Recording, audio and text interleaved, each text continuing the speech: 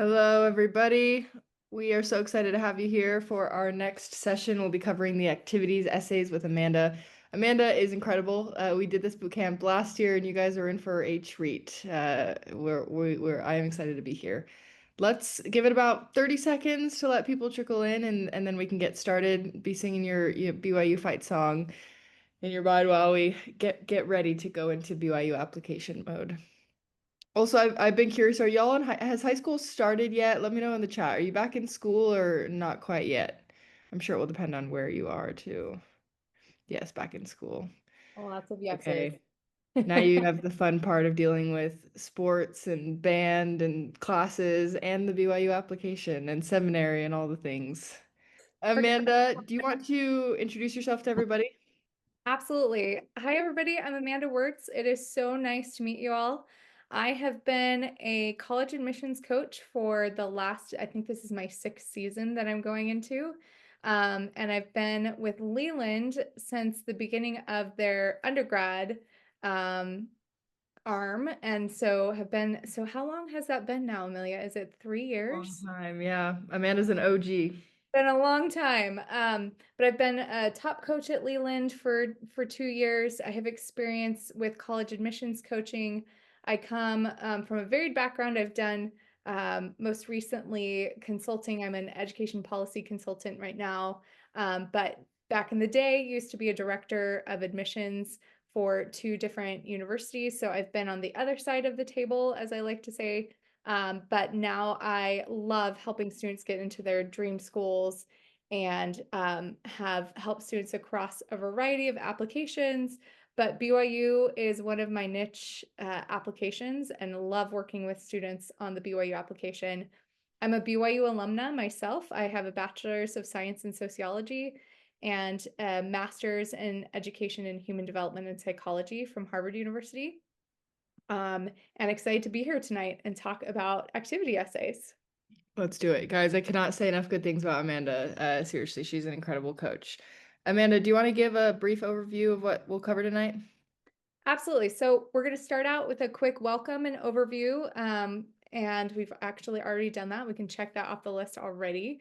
I don't know about you, but I'm a major checklist person. So I love just physically checking things off my list. So number one, check. Number two, we're going to go into some of the foundational elements of your application. Every piece of your application is a part of one great whole, right? The admissions process is holistic. And so want to talk about all the different elements of the application and where the activities essays fit into that big picture.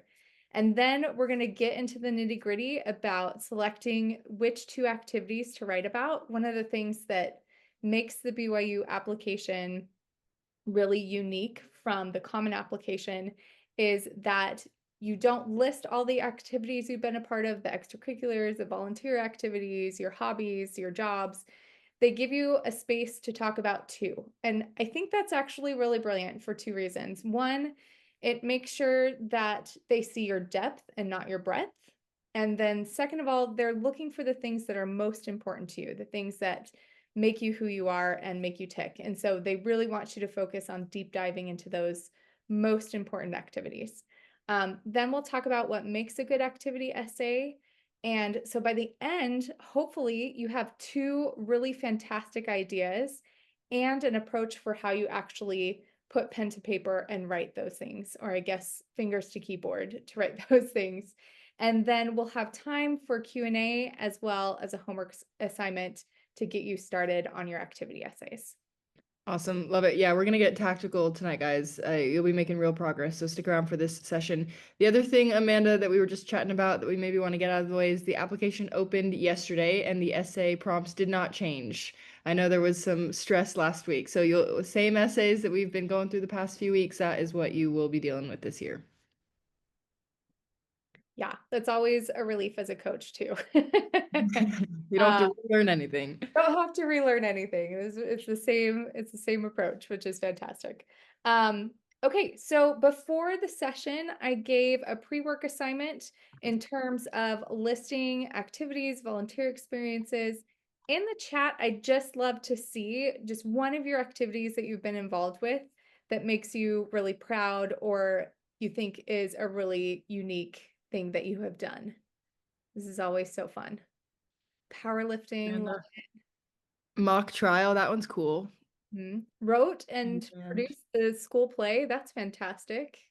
ROTC hammer throw, marching Hammer band tennis. throw. This is fantastic. Clay target team. I We've love got that. some ballroom. BYU's a good school for you. Yep. I was a ballroom dancer at BYU, so I can vouch for that. That's fantastic. Performed with AJR. Wow. Tic-tac-toe champion? I love it. This is fantastic. Millennial choirs, you must be from Southern California like me. Responding to letters to Santa from elementary school students. Oh, that might be one of my favorite things. This is fantastic. This is a great list. Zion Youth Symphony and Choir, fantastic. I love all of these. These are really interesting, compelling activities that you all have been involved with. So fantastic. Thank you for sharing. Okay, so let's talk about some of the foundational elements of your application. So one of the most important things when it comes to a holistic application evaluation is that it is so much more than just your stats.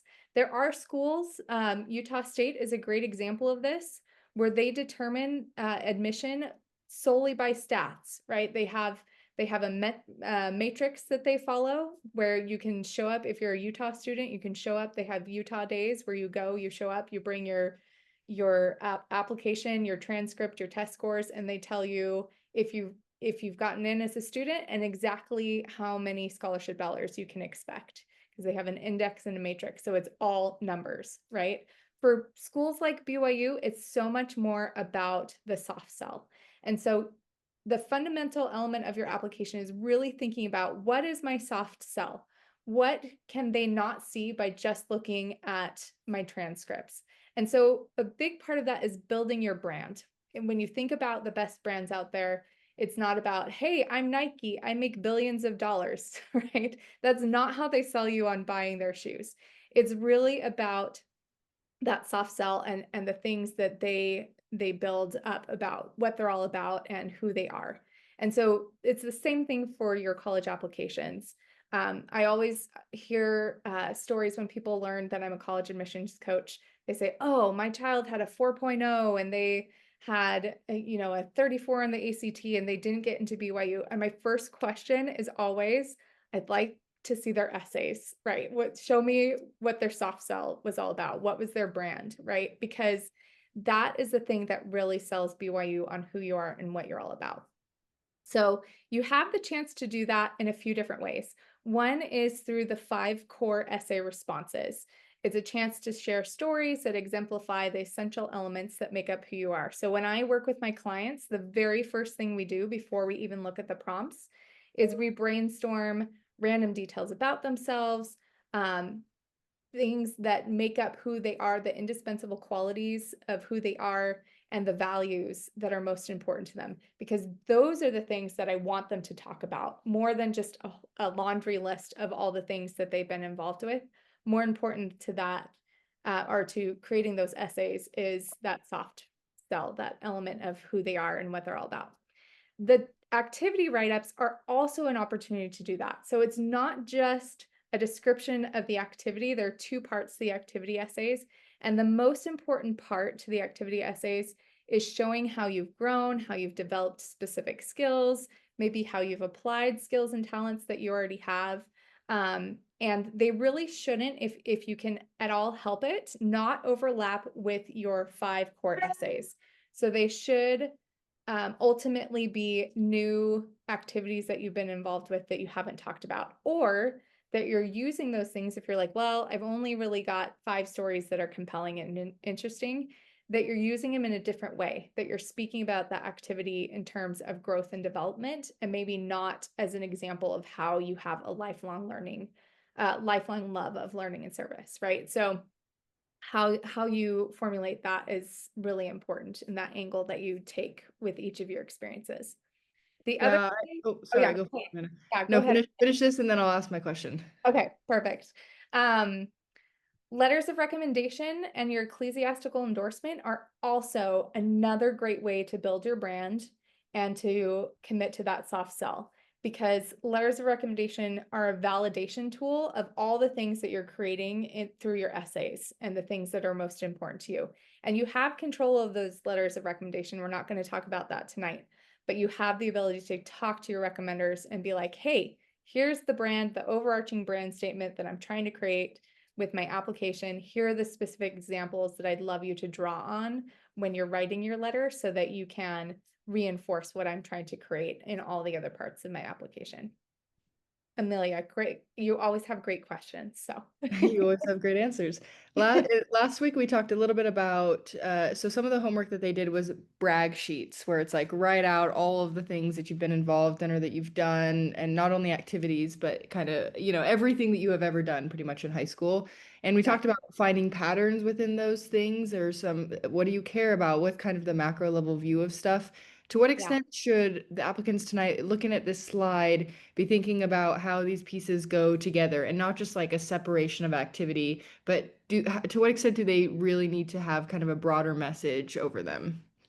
I think it's really important. I think the applications that stand out the most are the ones that have that, what I kind of call the string that ties it all together, right? That string is that undercurrent of, so one of the things when I was first starting out as a coach, that I was trained to do was to create a brand statement where you're looking at all these different pieces, the brag sheet, you're looking at the things they're talking about, the essays, and pulling together to see what the common thread is between all of those things, and then building the essays to make sure that they have a piece of that string.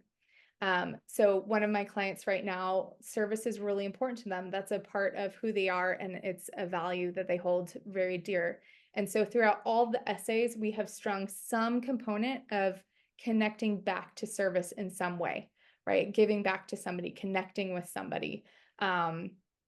All the different ways that you can serve are things that we've focused on the essays throughout. So it doesn't have to be this big global statement that you're making, but if you can just have that string that connects them all together, that's really great. So even in the letters of recommendation, if your teacher can talk about how you've created a safe space for other students by validating what they're saying, right? One of the things that is a great strength of Amelia is that she validates everything that her classmates say when we're having class discussions, and she reassures them when they're having a difficult time. That's an example of serving, right? And so that would just connect that string one more time in terms of how these all work together. I really like that visual. We're at the point where we've done they've done the essay session, so you guys should have at least some rough ideas of what you are writing about if you haven't already started drafting. So be thinking about those themes tonight as we dig deeper into the activities. Yeah, love it. Awesome. Should I keep going, or you have something about Yes. test scores? Okay. Um, let's pass on the test scores for now, because I think the most critical, important parts of the application are what we've already discussed. Let's do Love it. it. Okay, so with activities, there is kind of a hierarchy when colleges are looking at the types of activities that you've been a part of. And the basic fundamental first ground level of activities is being a participant. So let's say you were a member of a club, or you were a member of a choir, or you participated in a fundraiser at your school, but you didn't really do anything else. You were there, right? And so that's great. It doesn't mean you can't write about it, because you may have developed a really unique, interesting perspective from being a participant, but that's kind of the ground floor. The next level is contributors. So in some way, shape, or form, you contributed to an activity or an experience that was more than just showing up. You were a part of the band, and you were also perhaps a section leader on occasion, or you were there to ensure that everybody did their warm-ups at practices if you were in a sport, right? The next level is leaders. So you've taken on some sort of leadership role. Maybe you were a president of a club. Maybe you got elected as vice president for the student council. So those are kind of the leadership level of the hierarchy of activities. And then the very top is initiator. So you saw something, you felt like you had a solution, and you moved forward to doing it. So great example of this is I have a client who just started a business and engineering club because he has a profound interest in both business and engineering, and he realized that there was a need for this. He has a lot of friends who were interested in the same thing, and so he saw a need and he did something about it, right? So doesn't necessarily have to be I formed a new organization. It could be I was a member of my dance team and I saw that morale was really low. And so I decided to create a wall of positive affirmations that everybody could contribute to the wall. That's a great example of being an initiator without having an official role. So it doesn't mean that you have to be the president of a new organization. It just means you saw something, you did something about it, and you had an impact, right? So that is in terms of level or degree of which activity should I choose. If you have activities where you initiated something, go with that. That's kind of the top level of the hierarchy. I think a common question that I get from people is, well, what if I haven't done anything that feels like a huge initiation, or I'm not, I don't love to be in positions of spotlight, so maybe I'm not a huge leader, and or it doesn't feel like I've done anything super unique. What do you say to those people, Amanda?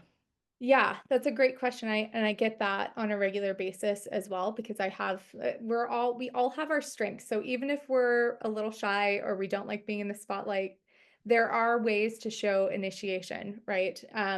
So maybe you're a member of your seminary class and you were there to make sure that everybody had the chance to talk and that you encouraged them in some way. Maybe you wrote little notes to them or any small things. I think if you start to unpack the things that you've been involved with, you'll find that you've done more initiation than you realize.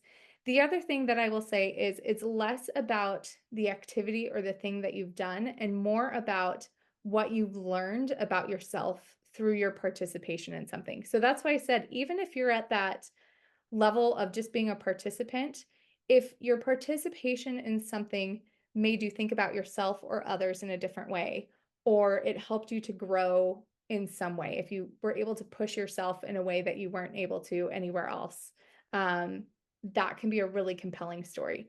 Because again, all of these essays are designed not only to give your brand of who you are and what you're all about, but also to be introspective reflections on the things that you have participated in. Um, College level thinking requires introspection, right? And vulnerability. And so if you can show that level of vulnerability and even being able to say, I'm not somebody who likes the spotlight. And so the way that I participated in this pushed me in a different way because I've never participated in the cooking club and I hate cooking. And so being a part of this helped me to realize something about myself and my abilities to actually push myself outside of my comfort zone. So it's all about the perspective that you bring and less about the activity itself. I love that. I think when you were originally explaining it, my mind was thinking of like roles or titles, but it's not necessarily a role or title. It really is like what you did in the activity. And we've already started getting some questions in the chat of like, does this activity count? Does this activity count? And what Amanda's saying is any activity could count theoretically. It's so much less about what the activity was and like what did you do during that activity and then how has it impacted you? But let's go into some of these specifics because I think that's where the questions are gonna lie. Yep, absolutely. And if there's a question that you ask that we don't answer, make sure to come back. We'll have some time at the end and we can come back to those at the end as well. So because you have your greatest hits or your brag sheet that you've already created, and that was a part of the pre-work, what I want you to do now is what I like to call the create, rank, weight, and order. This is going to help you to determine of your list of activities that you've been a part of, which ones you move forward with the activity essays. So this is the really tangible part of our session tonight. And if you have questions, please let me know. So number one is creating your list. If you can even just create a list of 5 to 10 activities that you've been involved with. And keep in mind, activities is not just an organized club or sport at your school, or maybe choir or band.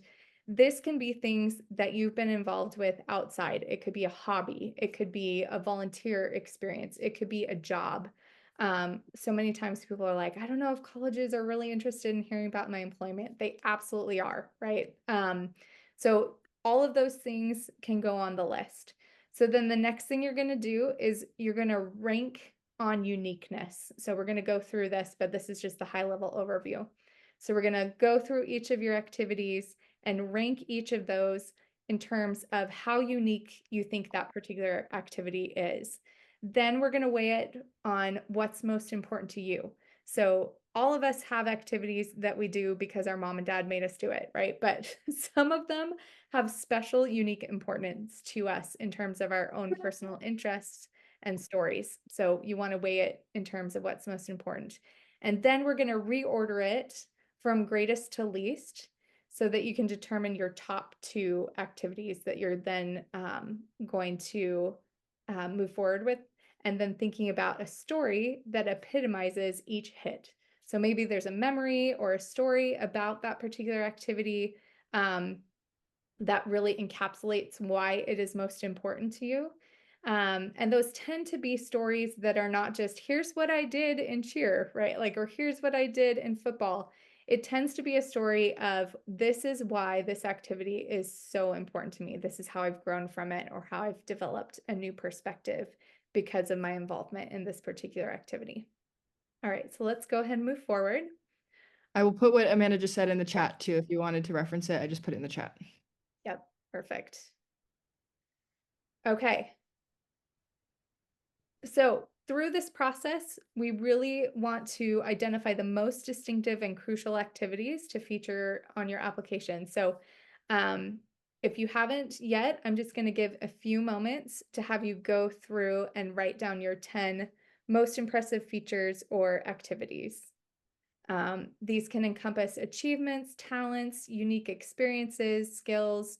So it could be, I'm the valedictorian this year, or I'm serving as the president for National Honor Society. I got second place in the state science fair. I published a short story, or I've read 2 books each week, right? It doesn't have to be these lofty accomplishments. It could literally be, I'm an avid reader and I read 2 books each week, right? So just to give you some ideas in terms of things that you can write down. If it's hard to think of accomplishments too, I think one way that I've thought about this in the past is look at time spent. If you look back at the last like 2 years of your life, where have you spent a lot of time? Like reading is one where it doesn't really feel like, I think, an accomplishment, but you must have spent a lot of time reading. So think about where you have dedicated your time over the last few years. How long you want to give Amanda? Should we give him a minute? Let's give him a minute. Yep. Do you have a timer, Amelia? I've got a timer. Perfect. About 15 seconds.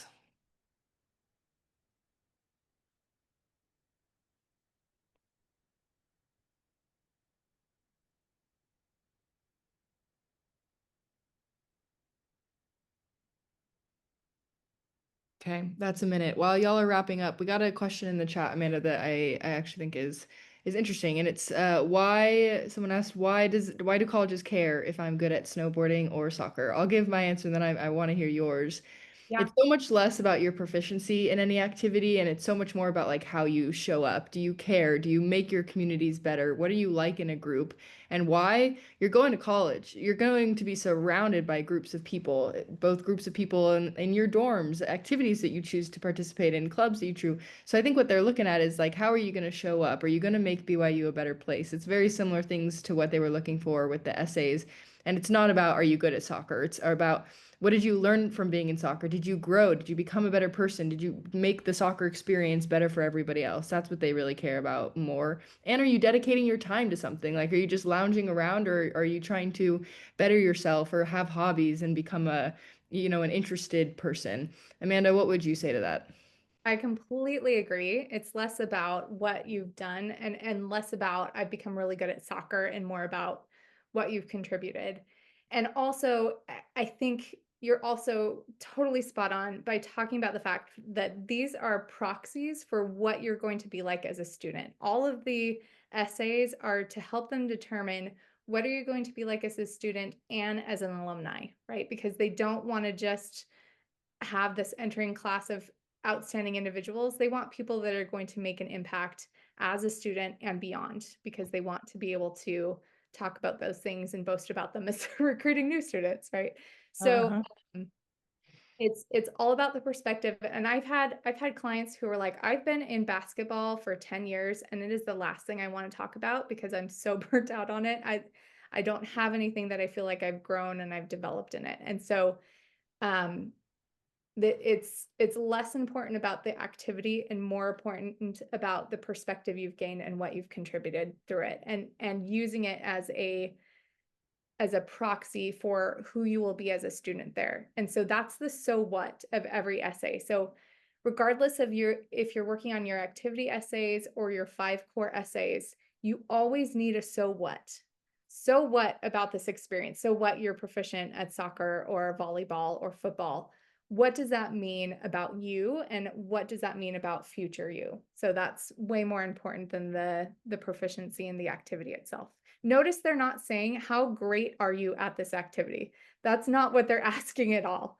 They're asking, why did you participate in this, and how have you grown from it? So they actually don't care that you're proficient at something. They want to know how you've developed from that particular activity. Amanda, someone said in the chat, can I include BYU football? And then someone said, if you're a dedicated fan of BYU football, you've already shown your resilience through bad times. It's tough being a BYU football fan. I completely Shouldn't be this year. It was not too bad, not too bad. I noticed somebody else said I only had 5. That's okay. That is not a problem. It doesn't matter your number. So that's great. Okay. So now that we have the list, keep these questions coming. They're fantastic. There is no such thing as a stupid question. So really, really bring them on because they're so helpful for everyone. Okay. So now that you have your list, whether it's 5 or 10, right? I want you to rank it on a scale of 1 to 10. So 1 to 10, or I'm sorry, let's start with 10. So 10 is the one that resonates with you the most. So it would be your greatest achievement or the hobby that ignites your passion. That would be a 10. And it defines the best qualities of who you are. 1 would be, this doesn't really define me. So maybe you're a part of the cooking club like I was in high school, but it doesn't really define you, right? So even though you've been involved in that activity, it's not something that's incredibly important to you. So just let's do 30 seconds on this one, because this one should be pretty quick. Start.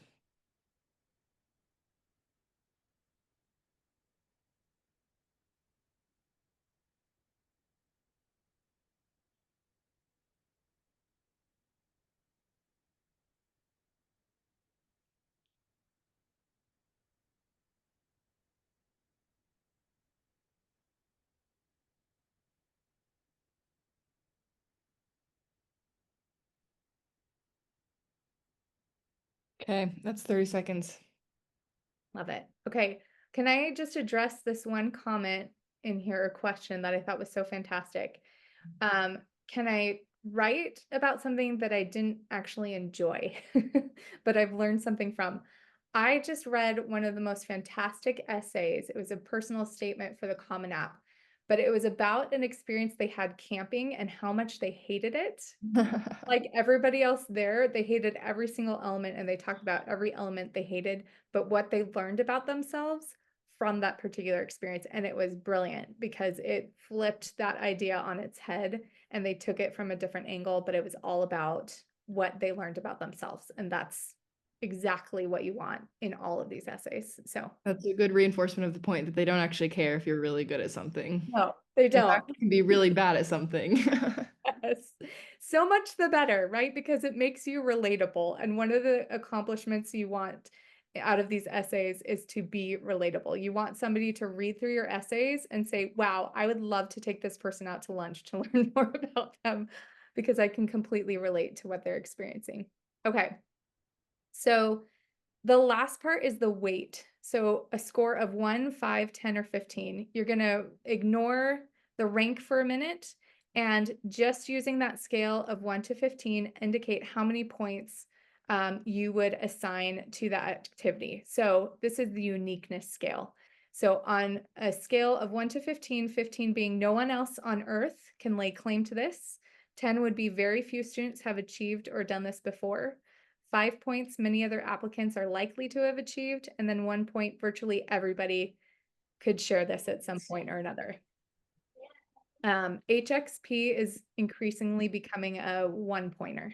I will just say, I've seen so many HXP essays in my day. I feel like it's pretty ubiquitous at this point. So, We already got that question earlier, so I'm glad you said something. yeah, If it's somewhere in between two ratings, then give it a 12 or a 7 or something. This is your ranking. absolutely.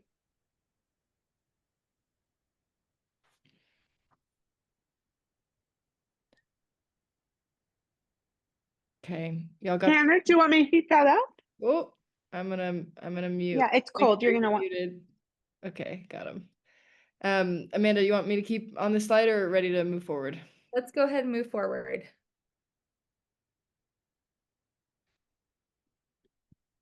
Okay, so now you're going to do a little bit of math, a little quick math.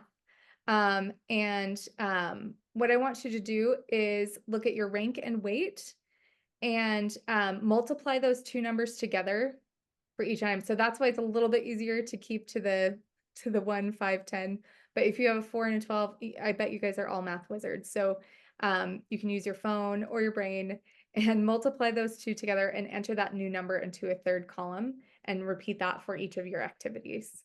And then from there, reorder them from highest number to lowest number. So the highest will go at the very top and then the lowest on the bottom. Let's give this another minute.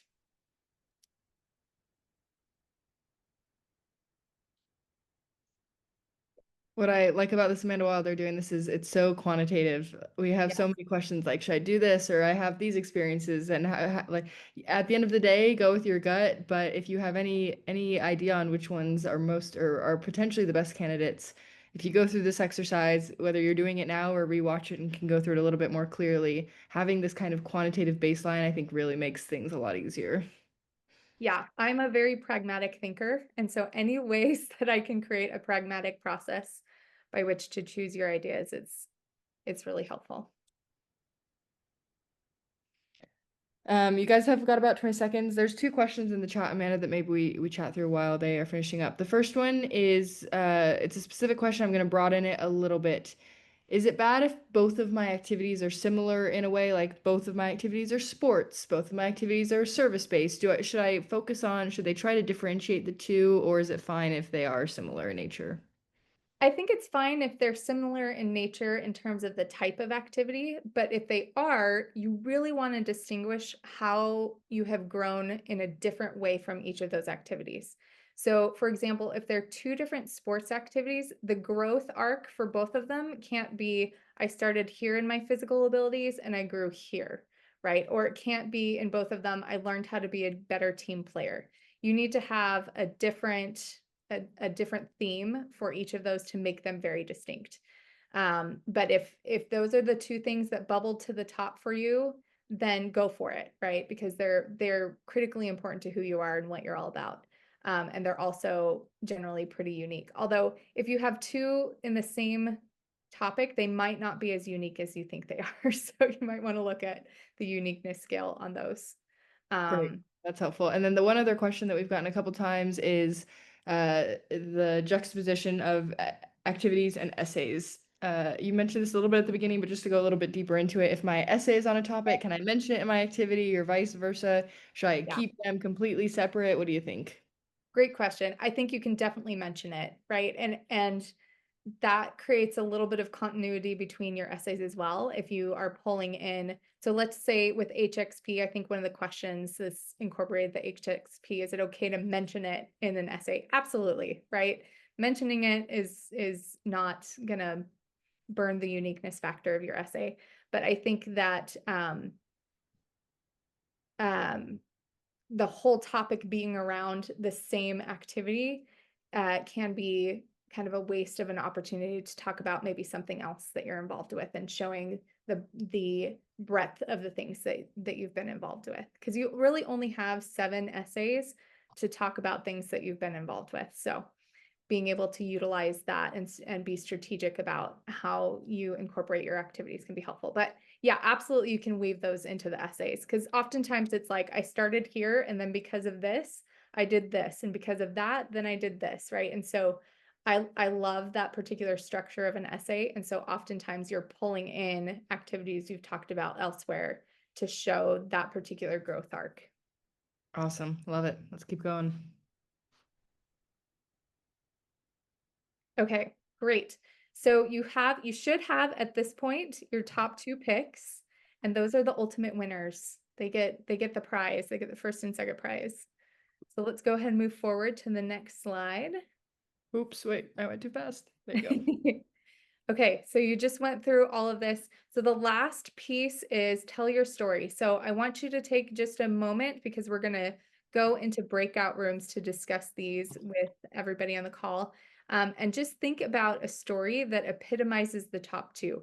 Maybe there's a really unique experience that you had during that particular activity that epitomizes why it holds importance to you, or how you grew through that particular activity. So take just another minute. We'll take one more minute and think through those stories.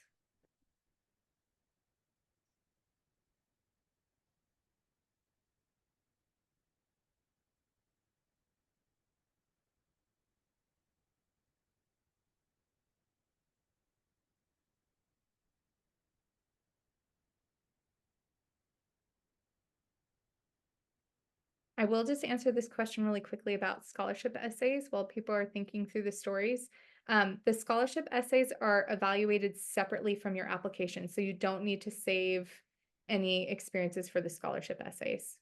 And the topics of the scholarship essays are very different, so there won't be a lot of overlap in terms of what you'd be writing.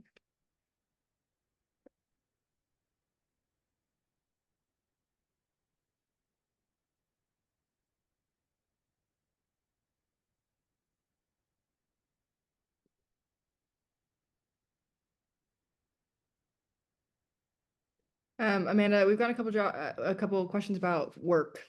Employment, does that work for activities? Yes, absolutely. Yep. There's a lot of growth that happens at work, right? So I think anything that you've been involved with where you feel like you've had a personal growth arc that you can talk about, that would fit into the activity essays 100%. Awesome. Should we keep going? Yep. Okay. So now I want you to take the time to do a little coaching. So you guys are going to be coaches for each other by practicing telling your story to somebody else. And that's one of the things that you get to do with a coach, which is really, really valuable, is tell that story and tell it to somebody else so that then it can translate into a great essay. So what I want you to do in the breakout rooms is talk about what motivated you to choose the activities you selected. Why do these activities hold personal significance for you? What insights do they provide about you that are not evident elsewhere in your application, right? You can't see this on a transcript. You can't, you haven't talked about these in your other essays. So talk about why, or what they provide that you can't see anywhere else. And then share a unique or interesting story related to this activity, or describe a skill that you acquired from it. So even if you can't think of a specific story right now, think about maybe 1 or 2 skills that you developed from participating in that particular activity. Someone's clarifying what the story is, if I understand it, Amanda. So you have 2 experiences that you have chosen that you're going to talk about, and then is there a moment from those experiences that maybe highlights a specific, when you think back to that activity, is there a moment that comes to mind? Is that one way to think about this? Absolutely. Yeah. Let me give you an example of this. So one of my clients right now is working on an essay on being a member of the swim team. And the thing that he is highlighting is um, a meet that he was a part of where he actually jumped off the block too quickly. And the thing that he took away from this whole experience is humility and learning how to rebuild yourself. It's very similar to one of the other prompts, but he decided to focus on that for his activity as well. So that was a very pivotal experience for him, and he's become the team captain this year. And so he wanted to talk about that experience because that helped him to grow into the leader that he is as team captain. Right. So that's the story I'm talking about, right? Like you have a single moment over the course of your time in that particular activity that is really pivotal to how you've grown and changed through that particular activity. Awesome. And yes, one, not the same story, two activities, one Yes. story per activity. Yep. Okay, I am going to put y'all in breakout rooms. I know we have some parents here and or some people that may not be in a position to speak. If that is you, just don't accept. You can stay in this main room. If you get to a room and no one is there, then I think you can also exit to the main room and I will reassign you to a room. So if you're in a room where no one is there, no one is talking, come back to the main one and I will reassign you. Um, I know you're on Zoom and Zoom is weird and you've never met these people in real life, but this is going to be valuable. This is your chance to get real feedback from real people who are going through the same thing as you. So buck up and do it. You'll find some value from it. And again, if you are stuck in a room or whatever, come back to the main one and I'll reassign you. But give it a little bit of time. Okay. How much time do you want to do for this, Amanda? Let's do, I'm looking at the time right now.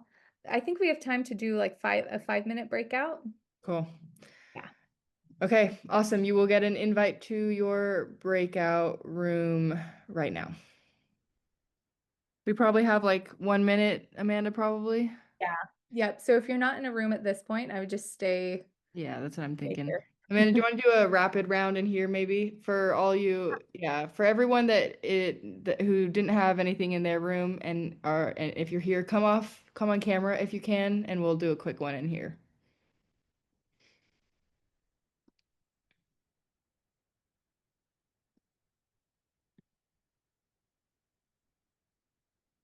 Russ, Carson, McKay, and Maddie and Isabel and Chelsea and Evan. Are y'all here? If so, someone go first.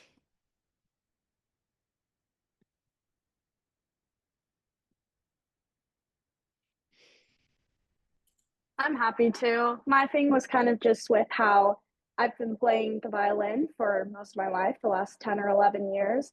And then I joined the school orchestra last year, and they only had one violist. So I decided to pick up the viola, and how that was quite a learning curve and very scary because the other violist had been playing for like 14 plus years. So I felt very new, very uncomfortable with everything, but how he ended up graduating. And this year, I'm currently the first chair violist in our section, and I was elected as the vice president for the orchestra council. Amazing.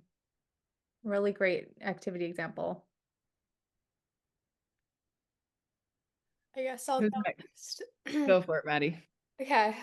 So I, for the last few years, have volunteered at this crisis hotline for teens, um, in my community. And that was something that I decided to do, just because like I struggled with like mental health stuff growing up, and I was lucky to have like supportive people in my life to help me get through it. And so I've decided that I wanted to give back to other people that don't have support systems and just talk to them. It's specifically for like teen on teen um, intervention. So yeah. And it's definitely helped me just learn more about other people's situations and what they've gone through. I love that. That's a good one. You'll be able to there's a lot of material that will come from that, but also good for you. That's a really I think I could see that being a tricky and hard thing to do. Absolutely. Okay, I will bring everyone back. They've got about 60 seconds to wrap up, but it looks like a good amount of people have already started trickling in. Can I just share with both of those examples, great examples of taking initiative in very different ways, right? And showing leadership in very different ways. And so really beautiful examples, both of them. Dropped out of the mute yourself when you come back in, please. Although I love that you are unmuted and we're talking to people. Was that helpful? Do you feel like you got something out of it? Sometimes I think it's just nice to say it out loud. Yes, okay, great. I'm glad. Thank you for putting yourself out there and having a conversation. I love the heck yeah. Somebody really got something out of it. That's fantastic. Okay, awesome. Let's keep going. Okay, helpful hints and strategies as you're thinking about both the finishing touches on your essays, your 5 core essays, as well as the activity essays. This can be really helpful. First, if you can at all avoid it, don't duplicate. If you've already put a spotlight on a specific activity in your 5 essays, try to remove it from your list. It's helpful again to showcase different elements of who you are and what you've been involved with. So it gives the sense of the breadth, right? Call a friend. So ask a buddy if you're writing would make them do a double take. So if you can write about something that somebody did not know about you. So somebody told me the other day that I know very well, it's a relative of mine, that they do what is it? They do diving with dogs. That's what they call it. It's diving with dogs. They help to train rescue dogs. So they go and they do deep sea diving and the dogs have to come find them. Like, what? I had no idea, right? It gave me a total double take. What a great way to have some out of the box creativity and a unique viewpoint. The last one is limit each essay to just one. It's really tempting because you only have 2 activity essays to cram a bunch of activities into a single essay. So let's say you're involved in a bunch of different sports. Do not talk about basketball, baseball, football, like all the sports that you've been involved with. Just focus on one. It's better to prioritize quality over quantity. They're really looking for you to focus on the things that are most important to you and the things that have helped you to grow. So just pick one and take off with that story. The other thing is you only have 1,500 characters. You really don't have room to develop several different activities. So it's not a resume. This is not a list. This is your opportunity to expand on the things that are most important to you. Okay, so how to make your activity section stand out. Somebody asked the question earlier on, how do we write these essays? How do we make them really robust? So here are some tips and tricks to helping your activity section stand out. So we talked about this a little bit early on, but unique perspective. So it's not about what you've done. They've seen it all. As a former admissions professional, I can tell you, and now as a coach, you've seen almost every activity under the sun. You've seen every club, every sport. And so it's less about the activity itself and more about your unique perspective from that, which is why even if you feel like it is a cliche topic or there's 1,000 people that could speak to the same thing, you own your own unique perspective. So think about what that is. The second is flipping the casual on its head. So the attention grabber, right? Really thinking about how do I say something like fly fishing? I think I might have put in this sample essay, but there was a great sample essay on fly fishing and how it was about connecting across the generations, right? That it was something that's pretty common is fly fishing, but they were able to spin it in a way that it became about intergenerational connection. So that's a great example of flipping an activity that most people could share. Or even if it is HXP, I said it's not super unique, but it doesn't mean you can't write about it. If you can flip it on its head, right, that can be really, really helpful in terms of taking something that is cliche or overutilized and making it a really great essay. Showcase your personality. So I'm going to say this with a caveat, right? These are formal pieces of writing. And so one of the things that people interpret showcase your personality is using casual language. I'm not saying that, right? But if you can show a sense of humor, a sense of irony, all of those things are really refreshing as you are reading through thousands of essays to see a piece of somebody's personality. So any chance you have to utilize that tool, do it.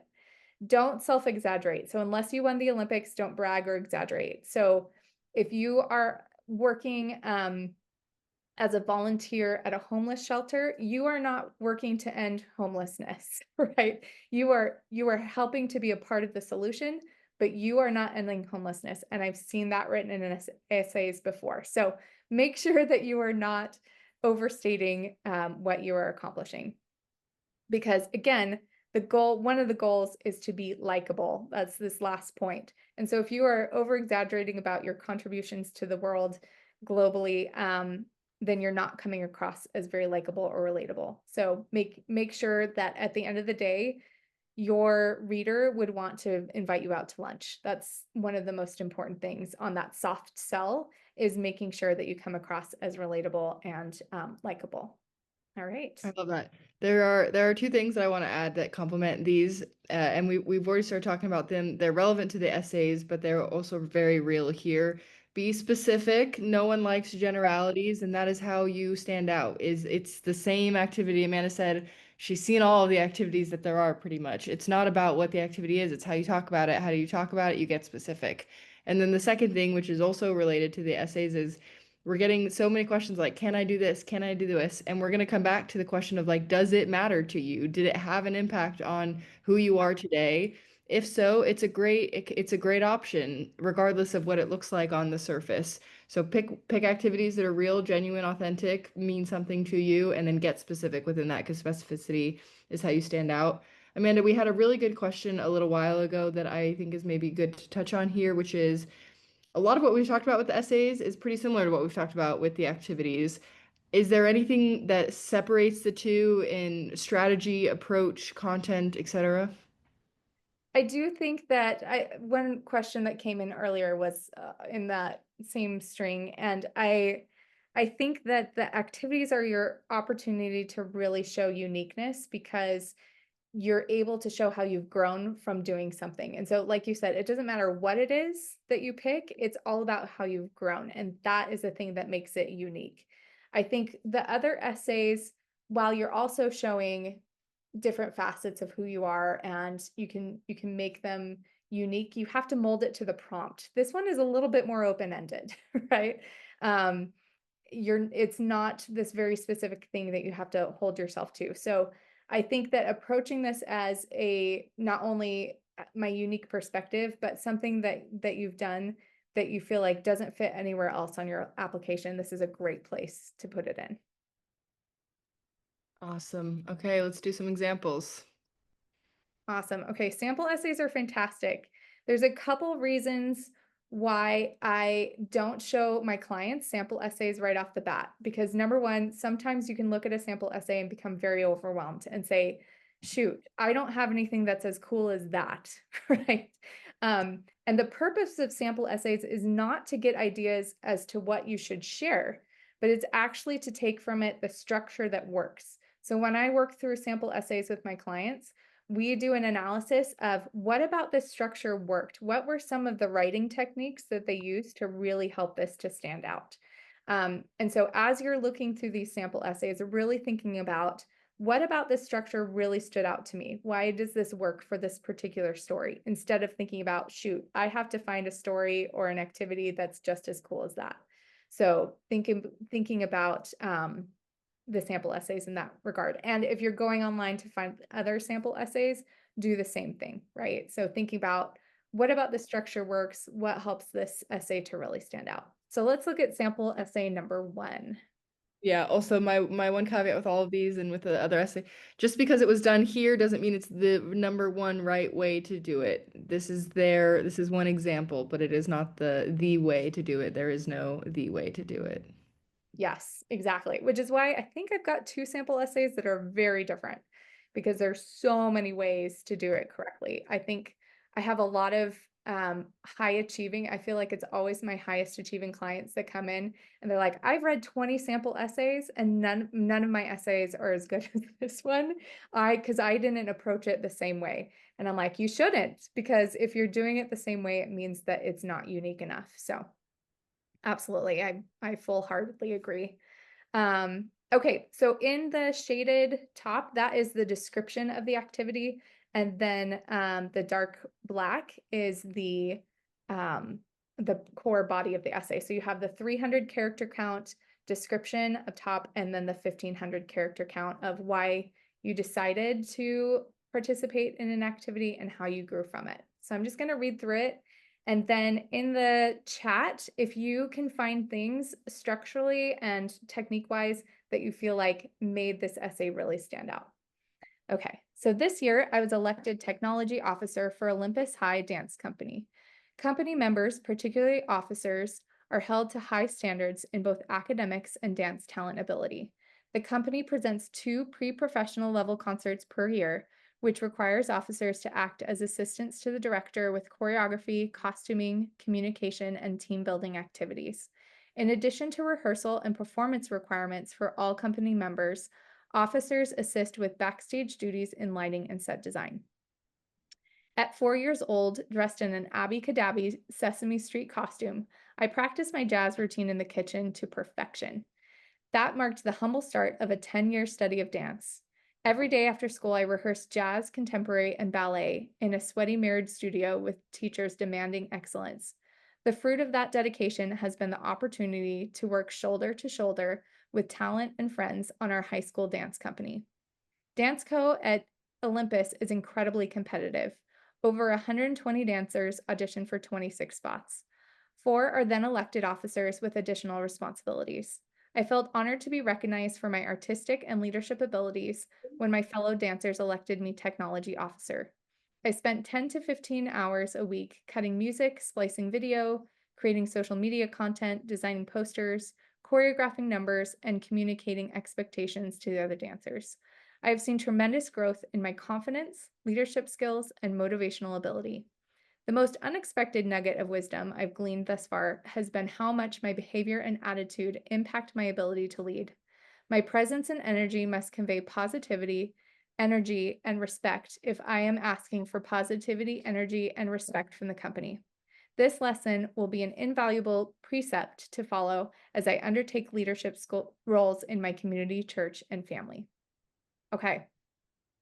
So what are some of the things that you feel like made this essay stand out? She built a picture in your head. She lays out what she learned and how it changed her, also how she changed those around her. It Love shows it. how much they grew and how it happened. Great hook. The humorous imagery brings you into the setting with them and gives it a personality. Brought in feelings. It clearly stated what she did. It was chronological. She identified her roots. I think you already said everything, but I just love how she added when she was like stories from when she was younger. Just kind of, yeah, like you had said, painted the picture, but it made it exciting or like engaging. Yeah. Yeah. I'd want to go out and have lunch with her. She passes the lunch test, right? We can totally relate. Even if dance is not something that we've been a part of, we can relate to these things.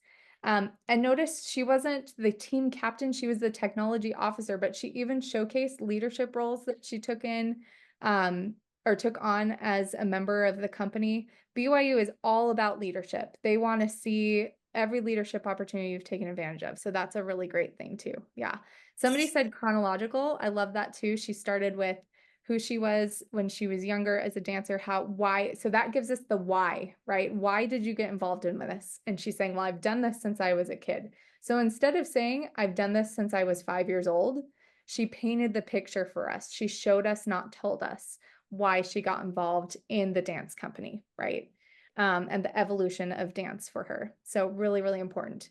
Notice also, she doesn't replicate anything that she said in her description in her essay. You only have 1,500 characters, so don't duplicate your description in the essay itself. That's all about why you're participating and how you've grown from this particularly. She also states it really, really clearly. I've seen tremendous growth in my confidence, leadership skills, and motivational ability.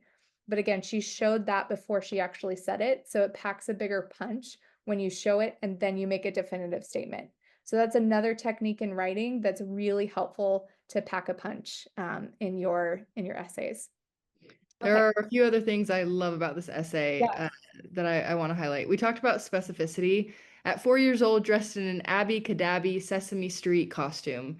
It would be pretty easy to say at 4 years old, dressed in my dance costume, but she said exactly what that costume was. That's the level of detail that we're talking about. Because like immediately, it's so much more visual and exciting and unique, right?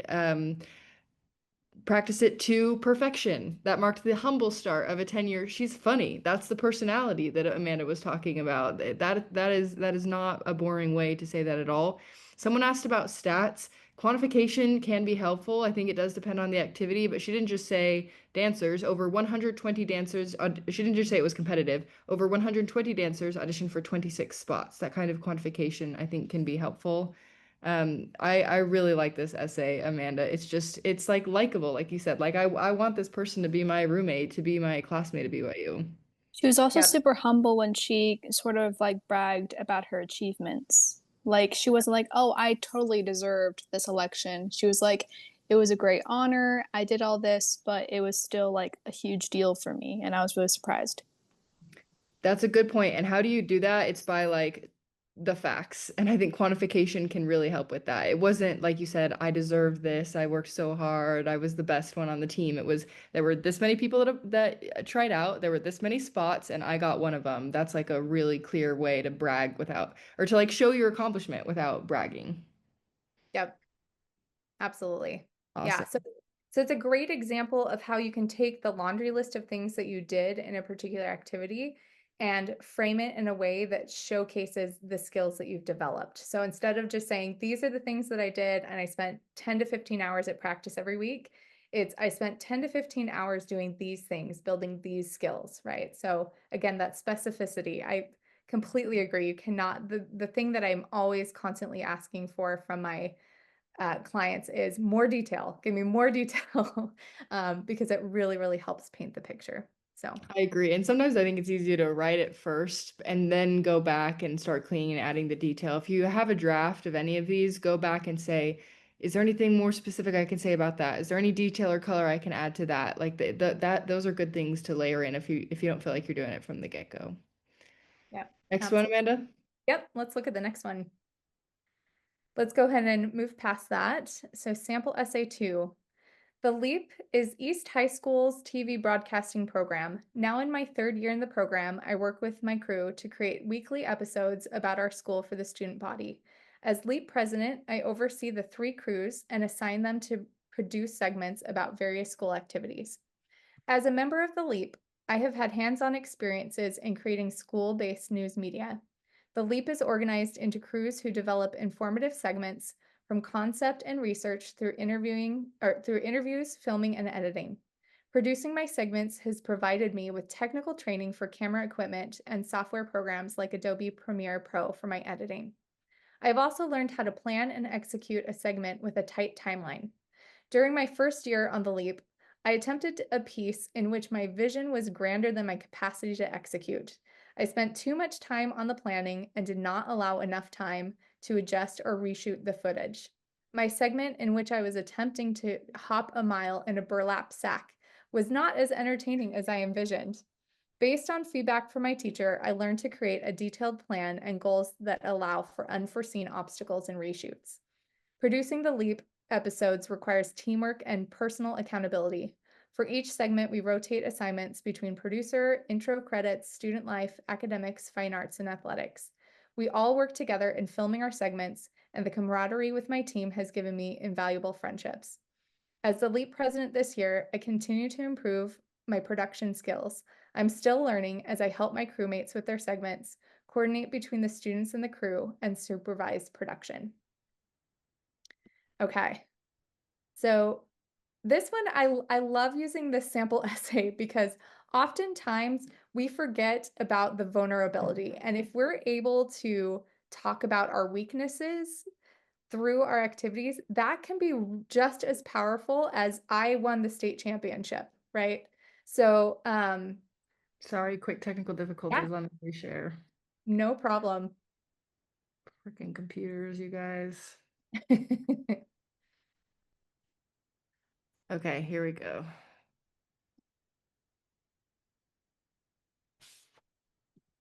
So while we're going through our technical reset, if you want to include in the chat the things that stood out about this particular essay. And there it is. So you can take a look. It's not Satan, it's Steve Jobs. Ethan. Showed growth, Ryan said. Yeah.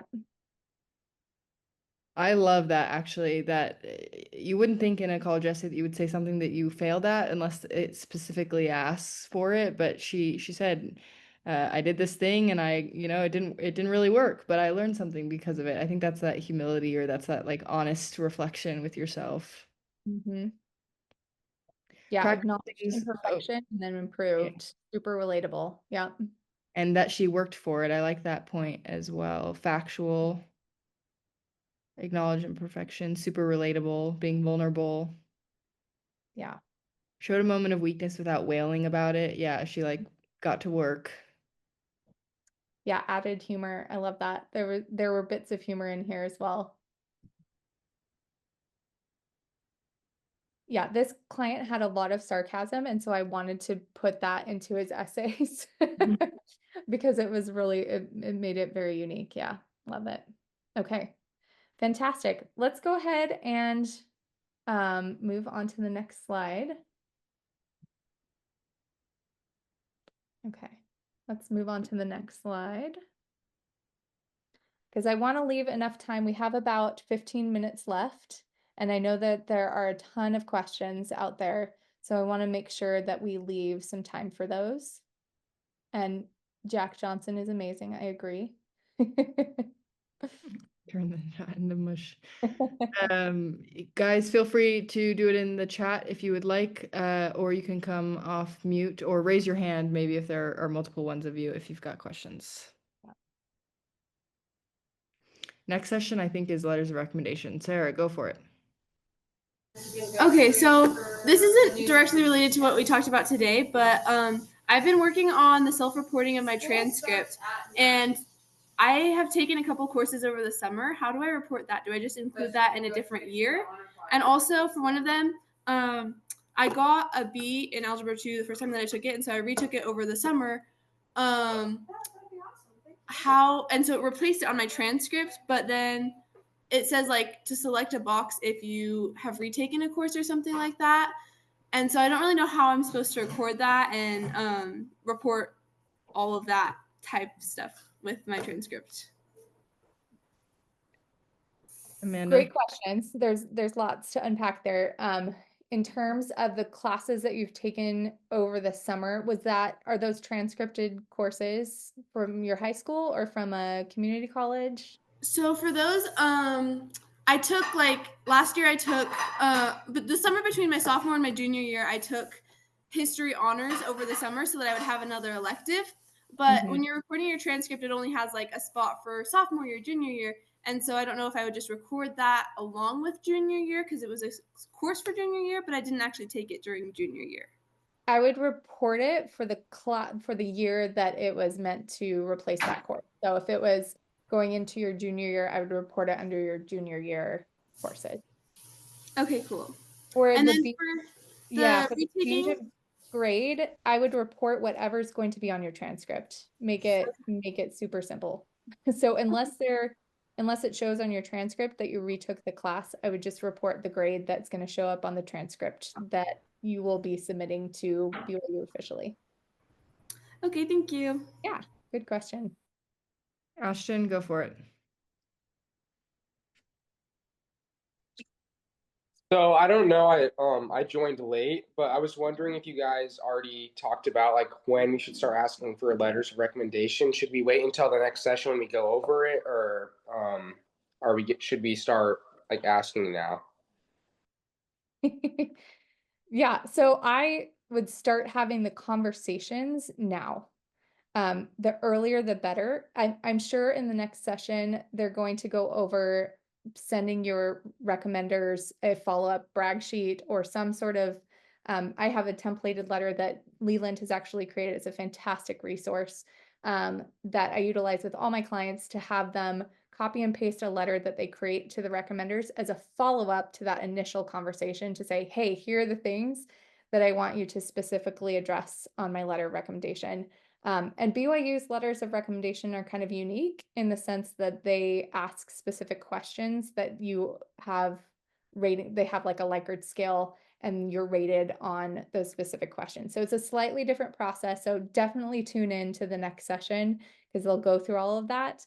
But I think having those initial in-person, if you can, conversations are really helpful, or emails or text messages or phone calls. Have those now, the earlier the better, because generally the best teachers are the ones that are asked by a ton of kids. So it's good to get it in now. Yes, we will do letters of recommendation next week. So save your questions for then. Okay. Is there any do you have any guiding what those conversations should look like, or any specific things I should be aiming for? Do you have people that you know that you want to ask? Yeah, I've already thought of who I want to ask. And what level, how would you rate your relationship with them? Like, are you pretty close with this person, or yeah, what's the relationship? Well, one of them is I've had him, my seminary teacher is the one, and I've had him for 2 years, so I know him pretty good.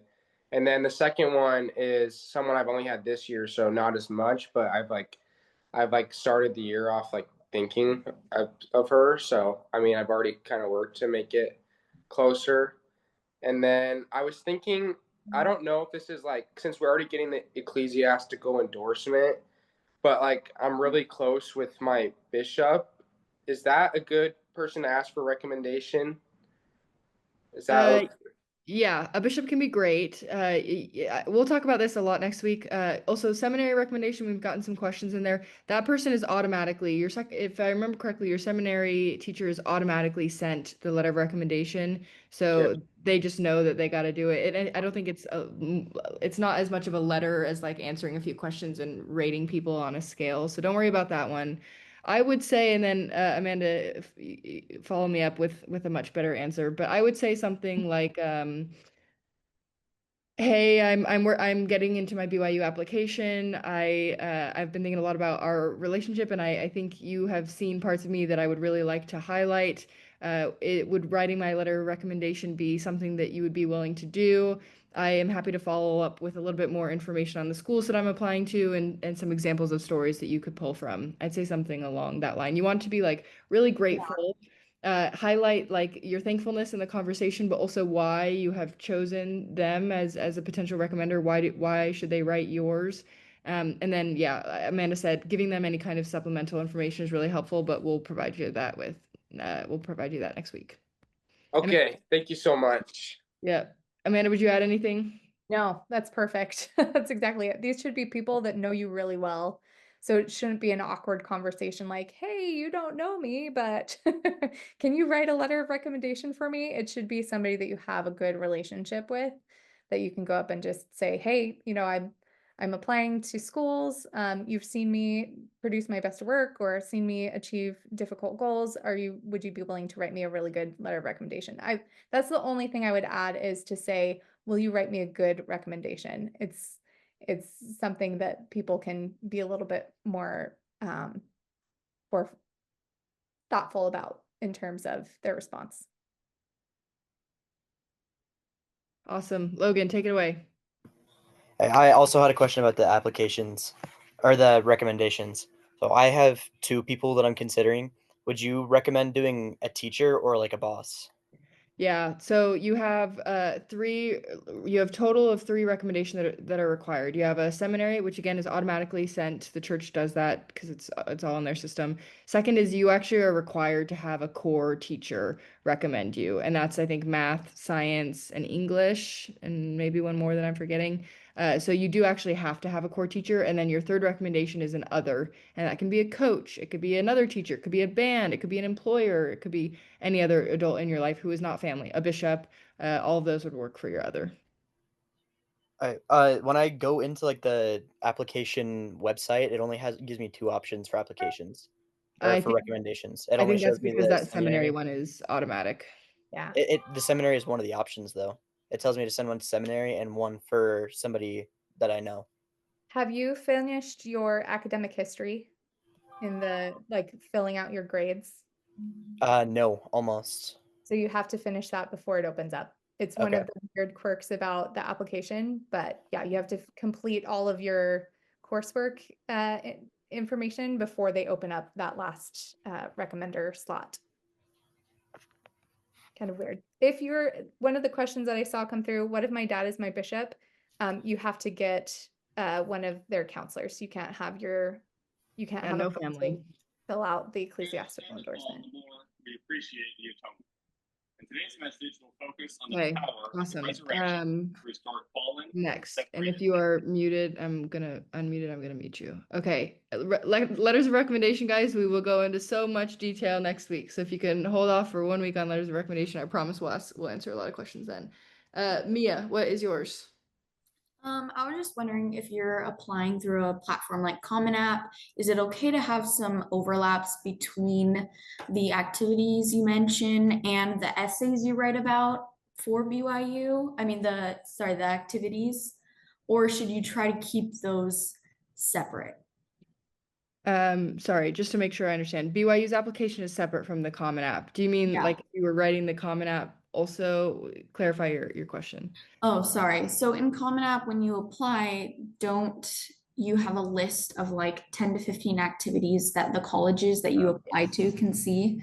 So Yeah. like, is it okay to just mention that in Common App activities and then have that be something you read about for an activities essay?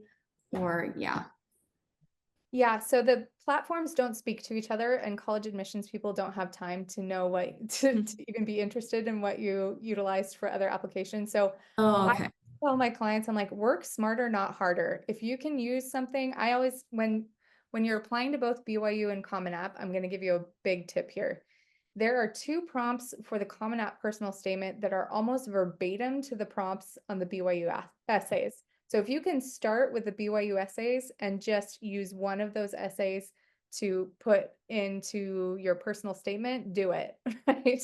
And then you expand on it because the personal statement is 650 words compared to 1,500 characters. So you have a lot more space to expand. So keep your earlier drafts.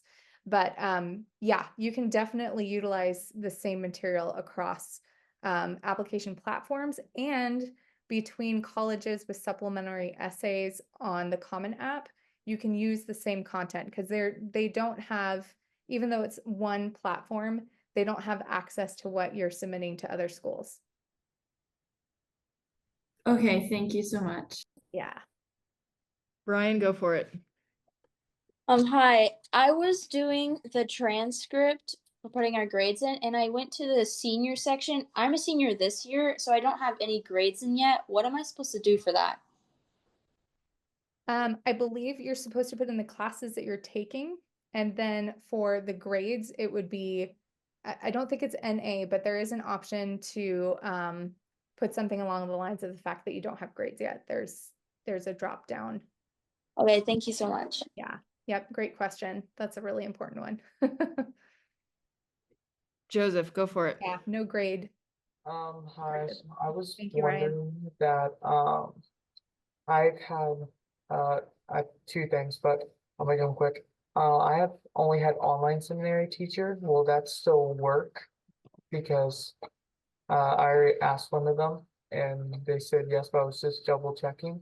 And for Yes. teacher recommend thing for one core teacher is history one of the one of the options I could do because one of the teachers I'm closest with is my history teacher, and I was just double checking because I don't think history was one of the things you mentioned as one of the core classes. Online teacher, you're fine. I believe history is a core. Do you know, Amanda, for sure? Yeah. That's a History is core also. I core knew I subject. was missing one. Yes, history is a core teacher and online seminary is great. Okay, thank you. I appreciate it. Of course. Marshall. Is there any way to kind of update your application after you submit it? Like if you maybe become a president in the club after the time limit for the application is already closed? There is not. And BYU is not one of those schools. Some schools, you can do a letter of continued interest and include some of those things. post submittal of your application, but BYU will not consider anything that you email them after the graduation is submitted. So that's something to consider. I think a president of club is probably not worthy of holding off your application until that happens. Especially because it's not a list of activities. Again, it's just those two most important activities that you're involved with. But if there's some monumental life-changing thing that you wanted to include in your application that might happen between November 1st and the final application deadline, maybe consider holding off, but it would have to be something pretty significant at this point to hold off on that. So, but no, you Okay. can't. Once it's submitted, it's done. All right. Thank you. Yeah. Also, the application has opened, I will say. So someone mentioned here too, yeah, if you open up the application, if you have not already, a lot of these questions will be asked, but also I think it's just affirming, like it's not as scary as it looks. It's real and it's in front of you. So if you haven't already, go and look through the application. There's also a lot of random stuff in there that people don't expect. Like I think you have to enter your parents' employment or like educational experience, and you don't want to leave that until the very last moment. So tonight, this weekend, whenever you have a moment, go and start looking at that application if you haven't done so already. It is 8:30. Amanda, do you have a couple more minutes for some of these last few questions? Yeah, absolutely. Okay, awesome. Thank you for those of you who are not who don't have questions. Feel free to bounce or stick around to hear the answers. Thank you for being here tonight. I know with school starting, your life is now infinitely more crazy, and so really appreciate you taking time out of your day. Hopefully this is helpful. Amanda, appreciate you so much for being here. I told y'all Amanda is the queen. We'll send out her profile if you have follow-up questions that you would like her perspective on. And then we'll see you next week for our final, I believe our final session. So thanks y'all for being here. Okay, Chelsea, go for it.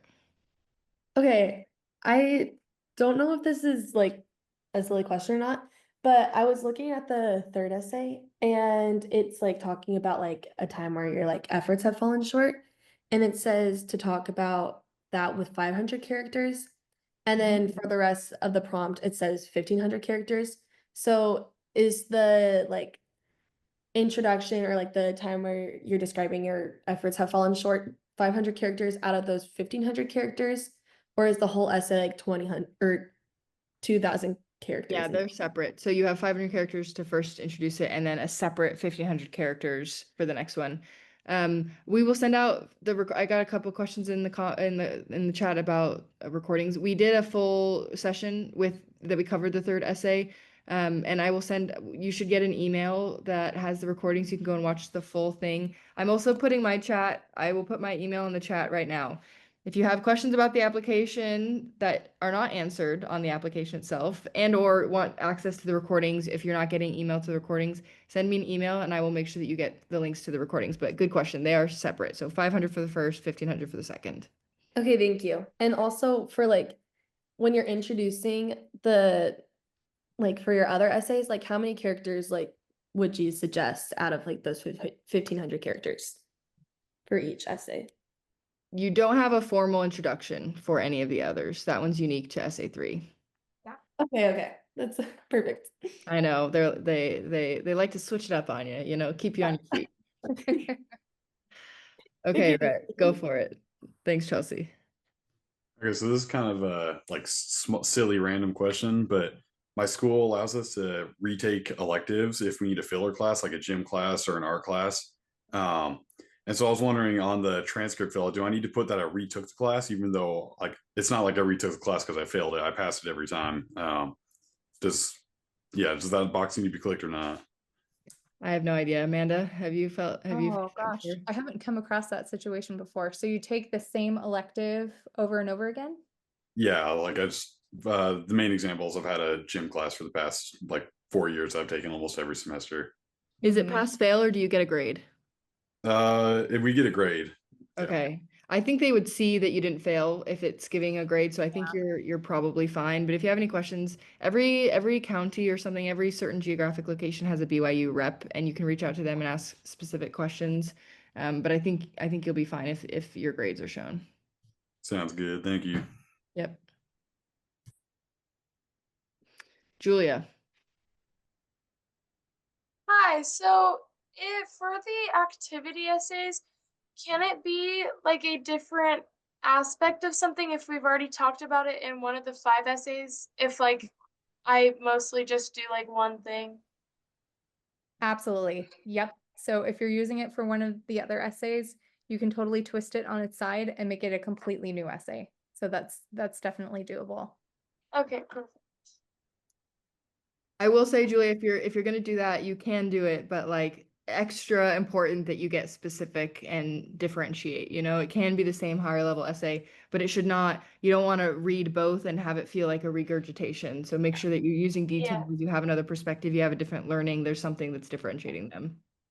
Okay. But if one is like about like teaching dance versus taking dance versus like, you know what I mean? Like it's just, it feels Mom, like, we can hear you answering the question, but not really. oh, sorry. Okay, I'll come closer. I guess just the question that we have is just like it said, like you were talking about the activity essays needing to be about something that's like the most meaningful, but she's definitely already writing about what's truly most meaningful in her like main essays. You know what I mean? So I just don't, but I don't want to repeat. We should, because like what her extracurricular is going to be her major. So it's like really truly like, which and it sounds weird to be like everything is about this, but kind of everything is. So Yeah, if it's like slightly adjacent, but still kind of in the same vein, or are they going to be like, oh, this is the same?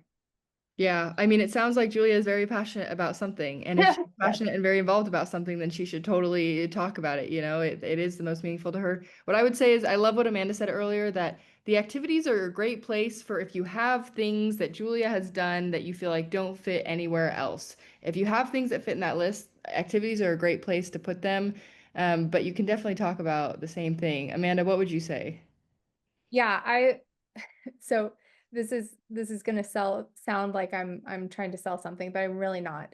This is one of the reasons why you want to work with a coach, because especially if there's one focus you've had. I had a client a couple years ago where her whole life was dance. I mean, she was trying out for collegiate level dance teams. She was trying out for the Cougarettes at BYU.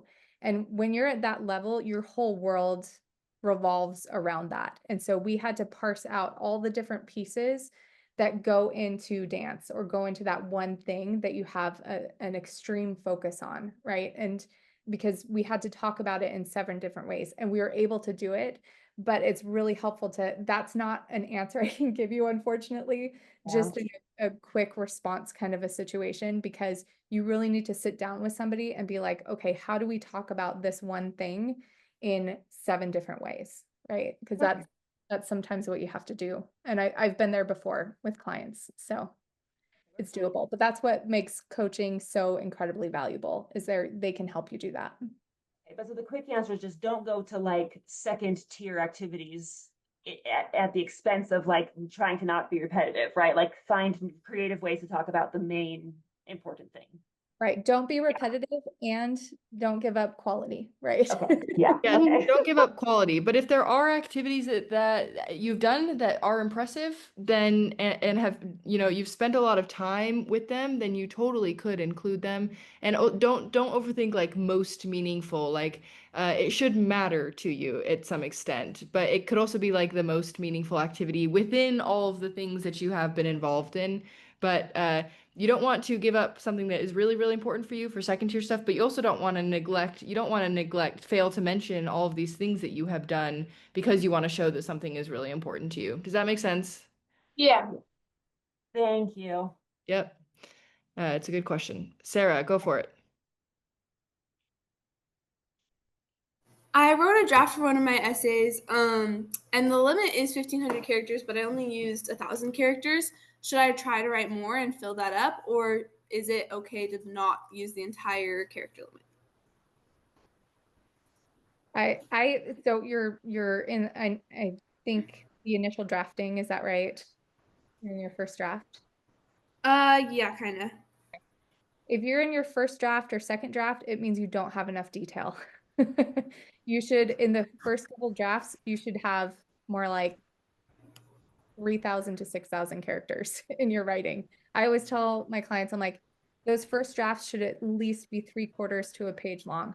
If it's Yeah, not, don't think about the character count. you have not included enough detail, which means that you don't have enough substance there yet for your essays.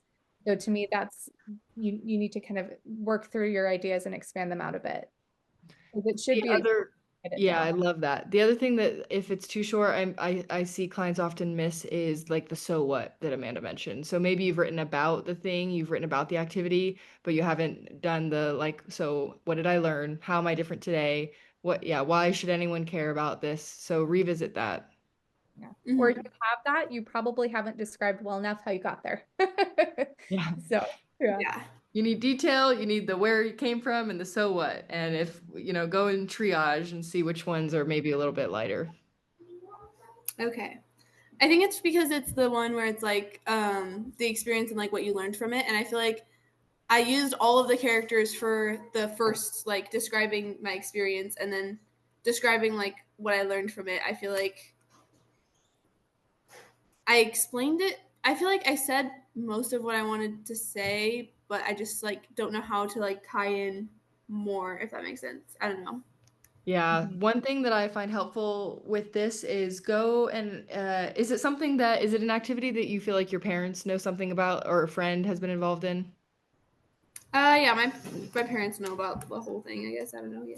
Go and have a conversation with them about it. Like ask them to ask you questions about it. Ask them to like prompt you or see if there's anything or read it and see if there's any details that you may be missing. I think for things like that, you think that you have said everything that you want that you want to say, but actually like start talking about it and you're like, "Oh yeah, that happened," or "I had that feeling about it," or "Oh, that's an interesting point." So maybe like go and talk, or if you don't want to talk to them, you also journal about it. Like go and write just random thoughts and kind of unconstrain yourself, but spend a little bit of time thinking about it or having a conversation about it and come back to it with a fresh pair of eyes. What would you add, Amanda? Yeah, I think that's great advice. One of the things I said early on in our workshop tonight was if there's something that somebody wouldn't know about it, if a friend read your activity and they're like, I had no idea that this happened when you were doing this particular activity, that's a really great way to showcase an activity in a new way. So if you can think about things that even your parents don't know about that activity, and if they read through it, they'd be like, oh, I had no clue that you were involved in the activity in this way, or this particular experience happened to you while you were involved. So that can be another way to kind of think through, what have I not included yet, is those nuanced details that people might be surprised about.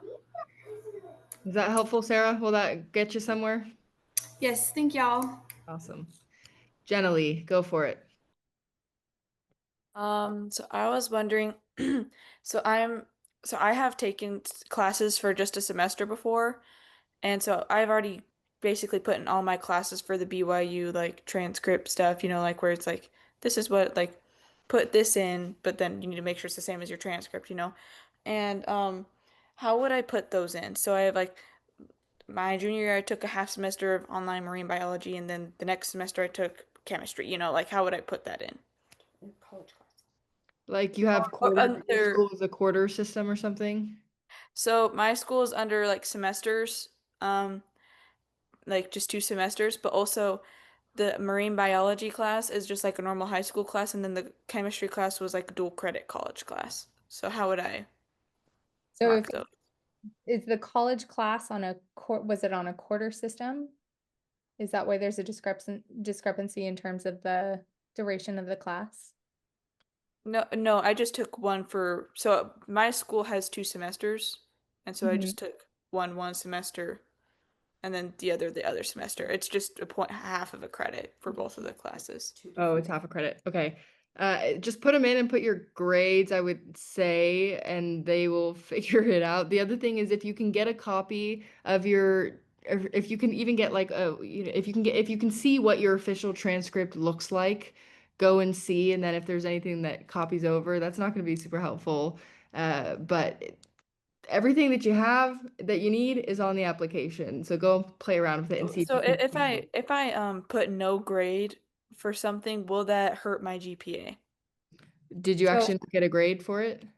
So I'm saying what something I could do is so I was kind of testing this out yesterday where like I put it in for the first semester, and then for the second semester, so I say first semester I got an A, but then the second semester I just had no grade. Would that be how I would put it in? And would it negatively affect Because they're two different. I think that would negatively affect, because instead of no grade, I think you want to put in progress if something, to go back to the earlier question, for classes for senior year, you want to make sure to put in progress instead of no grade, because that will impact the GPA that they calculate automatically in your app.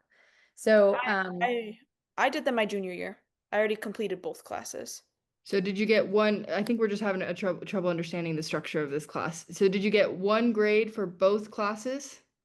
So I got 2 separate grades for these classes. Okay, so why can't you put, if you got like an A for both, can you put an A in both? So the problem is they also ask you what level your class is when you do it, and they're 2 different levels of classes. But there's no way to indicate So when you're There's no way to indicate that I took one for a half a semester. Will you send Not me? half a semester, but half of the year. Okay, will you send me screenshots? And I will, I can even copy Amanda on the call so she has them. Okay. I think we got to see what's going on, but we're happy to help you asynchronously. When you initially started entering in your coursework, did you put your school system as a semester-based system or an annual? I said semester. Okay, yeah, it should allow you to enter each of the individual classes. So screenshotting will be really helpful. I just like chatted you specifically my email, but it's amelia@jointheroom.com. We'll get them answered. Awesome. Alexa, go for it. Okay, I have 4 high school credits that I took in middle school, and they're like core classes, so I want to record them, but I don't know how I would record them when I loop them with my 9th grade year. Ooh, so if they're not on your transcript from your high school, they will not look at those classes from 7th and 8th grade. They are on my high school transcript. They just show a grade. Okay. If you also want to send me screenshots, that is probably going to be helpful. Okay, I can do that. But Jesse also said if it will be helpful too if y'all have not done this already, go and see if you can again get an unofficial view of your official transcript just to have something to reference. But yeah, send me screenshots and we'll take a look. Okay, thank you. Yep. Aylin, you will be our last question. What's your question?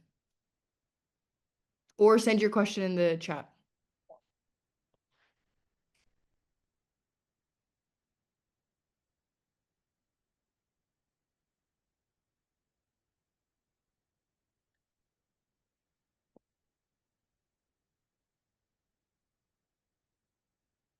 Okay. Or one more question we could answer? Or... Yes. Does anyone have one last question?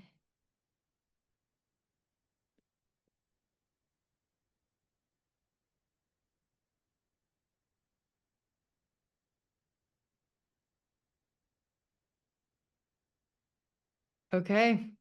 Thank you. Thank you everyone for being here. Yes, if you do have like questions, feel free to send them to me and I will do my best to answer them. Amanda is the real pro here, but I am happy to help. Thank you all for being here. I know depending on where you are in the world, it gets pretty late on these sessions. And again, please join me in thanking Amanda. She is here of her own volition, helping y'all spending her evening on the BYU application. So thank you and have a great rest of your evening. Thank you. Okay, I'm so sorry. That was so chaotic. Do I have a quick time for a quick question? Yep, go for it. Okay, thank you so much. For So the there's bell, right? 2 experiences that I've done that have been before high school that I want to write about in essays. Is that okay if it was like when I was in middle school age?